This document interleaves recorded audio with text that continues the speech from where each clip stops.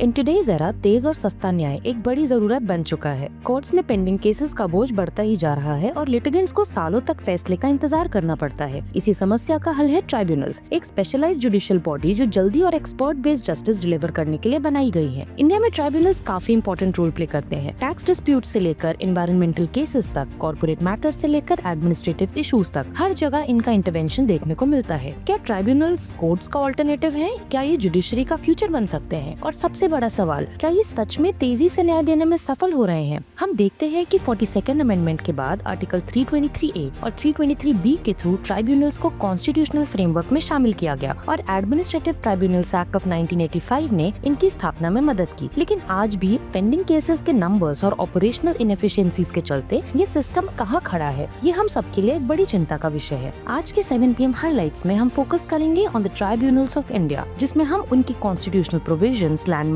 Judgements, की developments और challenges को समझेंगे। इसके अलावा हम बात करेंगे कि आगे का रास्ता क्या हो सकता है और कैसे रिफॉर्म मेजर्स से ट्राइब्यूनल सिस्टम को स्ट्रीमलाइन किया जा सकता है। ट्राइब्यूनल्स एक specialized quasi judicial body specific disputes जैसे एडमिनिस्ट्रेटिव या टैक्स रिलेटेड इश्यूज को रिजॉल्व करते हैं। ये डिस्प्यूट्स को एडजुडिकेट करते हैं, राइट्स को डिटरमिन करते हैं और एडमिनिस्ट्रेटिव डिसीजंस को रिव्यू करते हैं। डेटा के हिसाब से national judicial data grid of 2024 के अनुसार पेंडिंग केसेस का नंबर 4.5 करोड़ से एक्सीड कर चुका है, जो सिस्टम की इनएफिशिएंसी को हाईलाइट करता है। ट्राइब्यूनल्स का रोल हमारे जुडिशियल फ्रेमवर्क में इसलिए भी मायने रखता है क्योंकि इनके थ्रू हाई कोर्ट्स पर लोड कम होता है और डिस्प्यूट्स को स्पेशलाइज्ड एक्सपर्टीज के साथ जल्दी रिजॉल्व किया जा सकता है। कॉन्स्टिट्यूशन में इनिशियली ट्राइब्यूनल्स का जिक्र नहीं था, लेकिन 42nd अमेंडमेंट एक्ट ऑफ 1976 में पार्ट 14A के थ्रू इन्हें इंट्रोड्यूस किया गया, जिसमें आर्टिकल 323A एडमिनिस्ट्रेटिव ट्राइब्यूनल्स और 323B स्पेसिफिक मैटर्स के लिए ट्राइब्यूनल्स एस्टैब्लिश करने की अथॉरिटी देता है। इस फ्रेमवर्क को आगे बढ़ाने के लिए एडमिनिस्ट्रेटिव ट्राइब्यूनल्स एक्ट ऑफ 1985 में सेंट्रल एडमिनिस्ट्रेटिव ट्राइब्यूनल्स और स्टेट एडमिनिस्ट्रेटिव ट्राइब्यूनल्स को सेटअप किया गया। ये स्टेप्स जुडिशरी के बर्डन को कम करने और डिस्प्यूट्स को टेक्निकल एक्सपर्टीज के साथ रिजॉल्व करने के लिए लिए गए थे। लैंडमार्क जजमेंट्स ने भी ट्राइब्यूनल्स के रोल और लिमिटेशंस को डिफाइन किया। SP Sampath Kumar versus Union of India 1987 ने ट्राइब्यूनल्स को हाई कोर्ट्स के सब्स्टिट्यूट के रूप में देखने की सोच को सपोर्ट किया, लेकिन L Chandra Kumar versus Union of India 1997 में सुप्रीम कोर्ट ने इस बात को क्लियर कर दिया कि ट्राइब्यूनल्स हाई कोर्ट्स के सब्स्टिट्यूट नहीं हैं और उन पर जुडिशियल रिव्यू होना चाहिए। मद्रास बार एसोसिएशन के केसेस 2014, 20 और 21 में जुडिशियल इंडिपेंडेंस और एडमिनिस्ट्रेटिव सपोर्ट के इश्यूज को एड्रेस किया गया,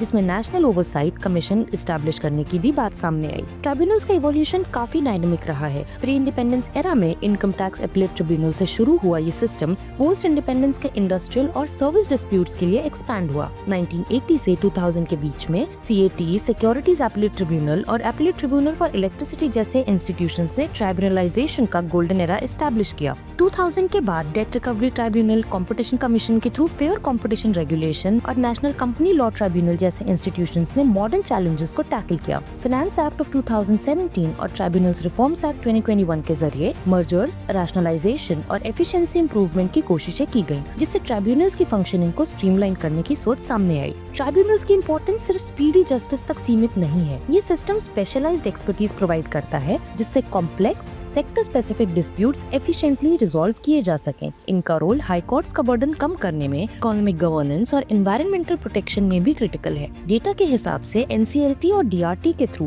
क्रेडिटर्स ने इंसॉल्वेंसी केसेस के जरिए ₹3.55 लाख करोड़ रिकवर किए हैं, जो इकोनॉमिक स्टेबिलिटी और ईज ऑफ डूइंग बिजनेस में मददगार साबित हुआ है। National green tribunal environmental disputes जैसे वाइजैक गैस लीक और इलीगल माइनिंग केसेस में भी एक स्ट्रॉन्ग स्टांस लेता है, जो फंडामेंटल राइट्स के प्रोटेक्शन के लिए जरूरी है। लेकिन चैलेंजेस भी कम नहीं है। डेट रिकवरी ट्राइब्यूनल में 2,15,000 से भी ज्यादा पेंडिंग केसेस हैं और एसेट रिकवरी रेट सिर्फ 9.2% दिखाता है कि बैकलॉग से निपटना कितना मुश्किल हो गया है। ट्राइब्यूनल मर्जर्स और एबॉलिशन से स्पेशलाइजेशन में कमी आई है, जिससे ओवरबर्डन बेंचेस का इशू उभर के आया है। पुअर इंफ्रास्ट्रक्चर, क्रोनिक वैकेंसीज और डिजिटल केस मैनेजमेंट सिस्टम्स की कमी ने ये सिस्टम को और इनएफिशिएंट बना दिया है। जुडिशियल ओवररीच और अपॉइंटमेंट प्रोसेस में ट्रांसपेरेंसी के इश्यूज भी हैं, जैसे ministry of law and justice के कंट्रोल से एडमिनिस्ट्रेटिव इंडिपेंडेंस पर सवाल उठे हैं। ये सब प्रॉब्लम्स को और कॉम्प्लेक्स बना देते हैं। आगे का रास्ता भी हमारे सामने क्लियर है। एक independent tribunal oversight body establish करने की जरूरत है जो अपॉइंटमेंट्स, फंडिंग और एडमिनिस्ट्रेशन पर नजर रखे। एक स्ट्रक्चर्ड ट्राइब्यूनल मैनेजमेंट सिस्टम के थ्रू केस मैनेजमेंट टेक्नोलॉजी और AI बेस्ड एनालिटिक्स इम्प्लीमेंट करने से एफिशिएंसी को बूस्ट किया जा सकता है। अगर tribunals double shift system adopt कर सकें तो बैकलॉग क्लियर करने में मदद मिल सकती है। डोमेन स्पेसिफिक टेक्निकल पैनल्स और डिजिटल ट्रांसफॉर्मेशन इनिशिएटिव से स्पेशलाइजेशन और ट्रांसपेरेंसी बढ़ेगी, जबकि एग्जीक्यूटिव कंट्रोल को मिनिमाइज करके जुडिशियल ऑटोनॉमी को इनहैंस किया जा सकता है। इन रिफॉर्म्स के थ्रू हम ट्राइब्यूनल सिस्टम को एक मॉडर्न, एफिशिएंट और इंडिपेंडेंट इंस्टीट्यूशन बना सकते हैं।